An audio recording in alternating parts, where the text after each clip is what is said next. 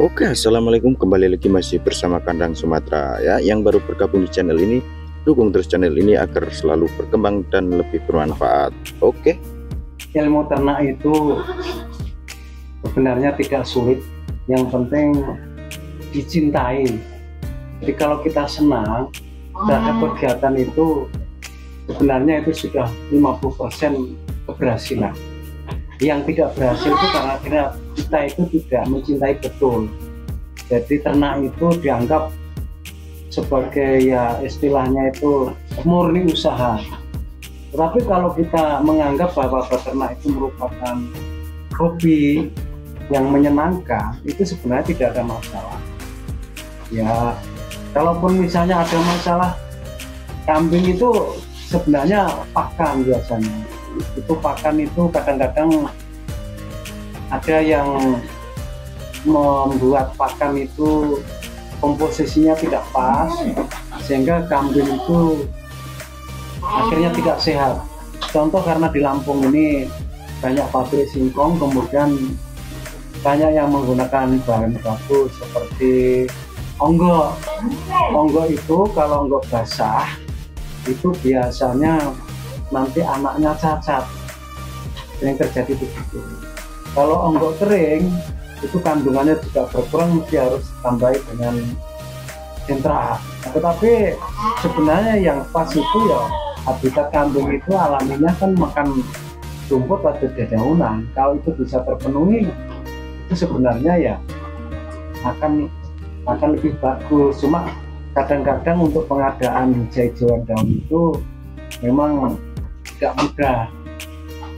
Kalau di Lampung ini kebetulan banyak pedagang yang menjual daun singkong seperti yang di Pak di tempat saya ini, itu sangat mendukung.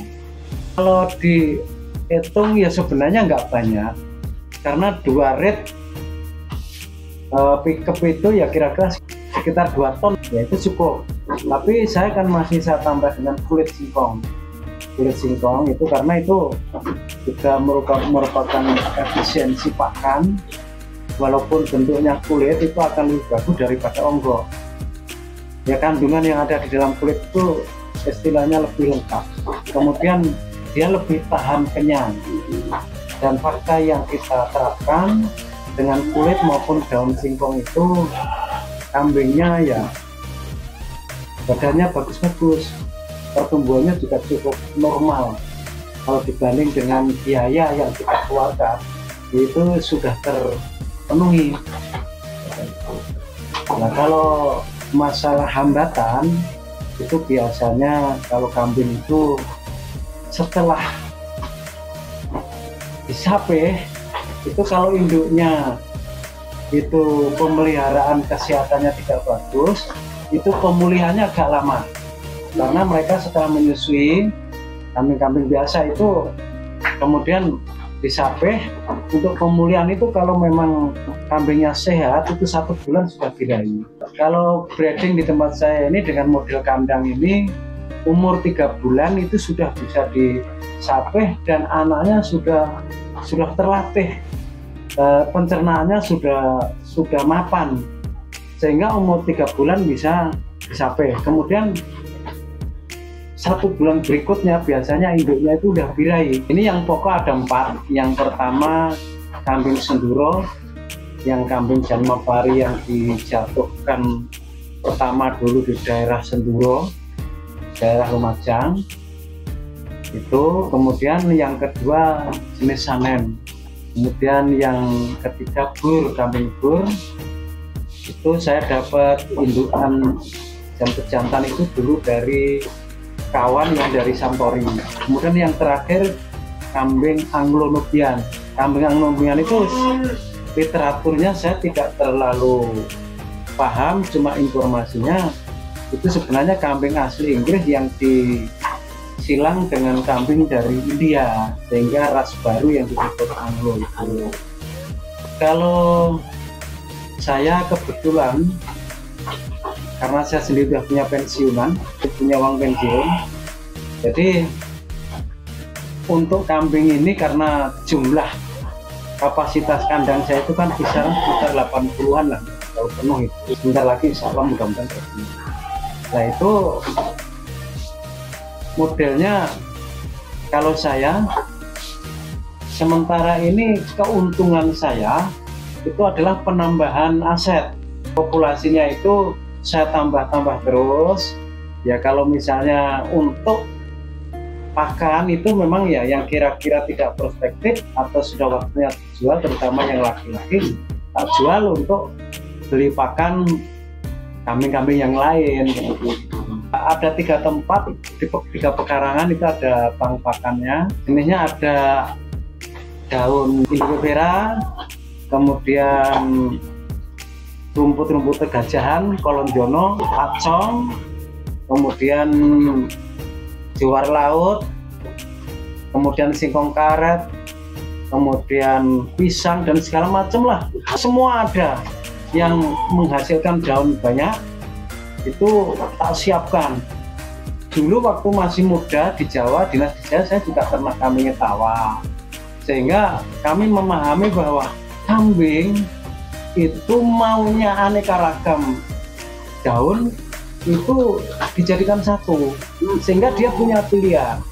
Walaupun daun singkong itu bagus enak, tapi kalau daun singkong tok dia waleh tidak akan dimakan kalau sudah waleh itu. Tapi kalau dicampur-campur, mau misalnya daun kelengkeng juga masuk, daun mangga apa saja dimasukkan menjadi satu, digiling, nanti mereka memilih dan asik sehingga habis, biasanya begitu. Kambing itu pakannya jangan satu jenis, bisa 4, 5, 6 jenis yang mereka nanti akan secara bertahap akan diambil satu-satu. Dan alhamdulillah selama 3 tahun saya sudah dapat manfaat yang banyak. Ya itu semua usaha saya sebenarnya. Semuanya itu ada campur tangan Allah yang memberikan kemudahan kepada siapa saja yang mau merubah. Belum saya ngambil kambing itu saya sudah nanam indigo vera itu ya kira-kira 1,5 hektar lah. Terutama untuk anak-anak kambing yang masih kecil, itu daun itu sangat bermanfaat karena indigo vera itu bahkan ayam saja senang. Kambing kecil itu mereka cepat sekali untuk latihan pakan supaya perutnya itu segera bisa menerima pakan yang jumlah lebih besar. Tapi yang jelas saya dengan menggunakan indigo vera itu menyiapkan kambing-kambing yang kecil mulai dari lahir itu hingga 3 bulan itu tidak pernah ada masalah. Jadi begitu disapih selama 3 bulan mereka ini sudah mandiri. Biasanya nanti ditandai kalau seperti di kandang ini, kalau malam kambing itu sudah tidurnya itu di luar, tidak gabung dengan induknya, itu ada kemungkinan memang sudah siap untuk disapih. Biasanya kalau sudah 2 bulan kambing-kambing itu tidurnya sembarangan aja, tidak jadi satu dengan induk. Karena yang di kandang khusus yang koloni untuk anak-anak ini setiap sore digantungi pakan. Di dalam itu Islam itu yang lazim untuk diternak itu kan unta, sapi, kambing. Apalagi kambing itu ya kita itu bukan sunnah ya, tapi semua rasul itu mereka adalah tukang angon kambing. Nah, dan bagi saya pribadi sebenarnya hanya karena kepingin mendapatkan rezeki yang halal, sehingga kita harus berupaya untuk mencari rezeki yang halal itu. Ya rezeki yang halal itu ya dari kerja kita sendiri, dari usaha kita sendiri dengan cara yang baik pula. Walaupun usaha tapi caranya jelek kan tidak halal. Nah, karena itu memberikan itu hati itu merasa lebih tenang, lebih damai. Misalnya orang pengen misalnya perlu dana, malah kita tenang, ada kambing yang bisa dijual, contohnya seperti itu. Tapi yang lebih dari itu memang hobi itu harus kita ambil hikmahnya, harus kita ambil manfaatnya, karena kita hobi dengan ternak ya tinggal kita memilih mau ternak apa. Kalau kambing itu ya yang jelas di antara ternak-ternak besar itu kambing itu yang terkecil. Kalau uangnya itu lebar ya pilih sapi. Kalau uangnya yang sedang-sedang untuk masyarakat yang menengah ke bawah itu dengan kambing itu selama itu profesional, karena apapun sebenarnya tuntutannya adalah profesional, insya Allah memberikan barokah. Orang kalau sudah pensiun itu katanya ada sindrom power, ya, karena sudah nggak punya anggota, mungkin merasa dirinya dulu karena sebenarnya salah sendiri, merasa tidak dihormati, kemudian penghasilan juga mungkin sudah berkurang. Nah, usaha-usaha ternak itu sebenarnya apa ya, memberikan peluang kepada kita untuk tetap eksis ya, di samping untuk menjaga kesehatan mental itu ya kita perhitungkan lah. Kalau hidup itu kalau hanya nganggur-nganggur itu mau apa hasilnya kan? Potensi sumber daya alam yang sebenarnya melimpah yang kita bisa olah secara baik itu mengapa kita tidak lakukan kan? Itu merupakan kerugian besar. Toh dengan ternak ini saya dengan memelihara anak kandang satu saja itu saya itu ya sudah sangat nyantai.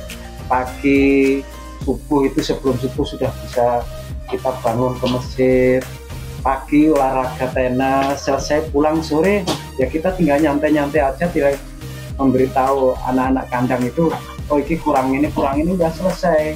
Dan yang jelas itu berkahnya kita harus jujur bahwa Allah memberikan rezeki itu luar biasa. Yang jelas ini program saya ini kan akan menuju ke kambing perah. Ya, sebenarnya saya pengen memberikan pekerjaan kepada lingkungan saya yang memang mereka membutuhkan, dan insya Allah itu bisa. Di samping itu tentu dari segi profit itu pasti banyak, karena ya kita juga belajar kepada kawan-kawan yang sudah sukses, karena terus mereka juga semakin lama semakin bagus. Jadi ya pastilah untuk ke depan setidak-tidaknya itu akan memberikan manfaat pada lingkungan.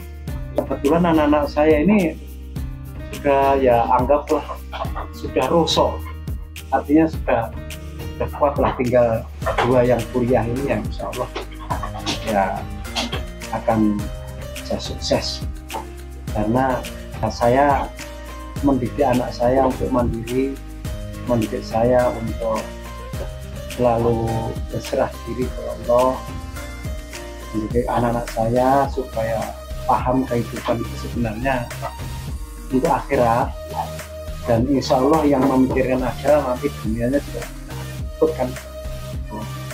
Yang nah, kalau peternakan ini ya sebenarnya secara real ya itu bagi saya dan keluarga itu ya sangat bermanfaat. Yang jelas apapun dan berapapun nilainya, kalau itu memang ada, itu kan karena memang itu bagian dari rezeki yang dititipkan oleh Allah. Jangan kita ingkari, karena saya ini di Lampung Timur Metro ini dari kecamatan ke kecamatan itu selalu jabatan saya nggak naik-naik ya, dan ramil. Saya setiap di satuan Koramil itu saya berikan motivasi per anggota. Kalau nggak punya duit banyak, nggak bisa ternak sapi, ternaklah kambing. Syukur-syukur bisa ternak sapi. Nah, kalau sapi memang modalnya besar, tapi kalau kambing, ya yang penting itu ada kemauan, ada perjuangan. Ya, belilah induan 5 atau 6 ekor dulu. Yang penting itu ada kemauan, karena disitulah rahmat Allah diturunkan. Dan kambing itu sudah saya sudah ternak apa saja itu, ternak ikan ya sudah, kambing sudah, sapi sudah, semuanya itu memberikan manfaat. Tapi yang paling ekonomis itu kambing, karena kambing itu dari segi populasi juga lebih cepat dan lebih singkat. Kemudian dari segi kebutuhan itu mudah untuk menjualnya. Jadi kalau butuhnya itu kecil-kecil, itu kambing itu udah sangat-sangat, bahasa Jawanya cemepak. Dan sungguh tidak ada orang yang ternak itu rugi, kecuali memang orang-orang yang tidak cinta kepada peternakan. Seperti Santori itu, padahal semuanya biaya, bahkan semuanya beli semua dokter hewannya maupun pegawainya semua membayar, tetapi mereka tetap untung. Nah kalau rugi kan udah bangkrut dulu, tapi nyatanya semakin besar. Nah itu sudah bisa digunakan patokan bahwa kalau kita mau pasti untung, ada jalannya. Saya hidup itu bahasa Jawa nrimo. Jadi saya selama menjadi prajurit, menjadi tentara, menjadi komandan Koramil, saya tidak pernah mau istilahnya orang-orang itu, para yang punya jabatan itu istilahnya itu operasi batok. Bagi saya gengsi, lebih baik saya tidak punya apa-apa. Tetapi kan saya tidak mau nggak punya apa-apa, mesti harus usaha, sehingga kita harus banting tulang. Karena banting tulang untuk mencari rezeki untuk keluarga itu ibadah. Ya prinsipnya sebenarnya hidup itu sederhana saja. Kalau kita ingat bahwa nanti kita itu akan mati, bahwa hidup di dunia ini hanya sekedar untuk mengantar kebahagiaan kita di akhirat, insya Allah kita akan lurus. Terusnya itulah yang membuat kita ini sejahtera. Kita tidak pernah iri kepada orang lain, tidak pernah kita membicarakan ya kebaikan, bahkan keburukan, bahkan kebaikan pun tidak perlu kita bicarakan kalau itu memang untuk kejelekan. Tapi kalau untuk kebaikan ya perlu kita sampaikan.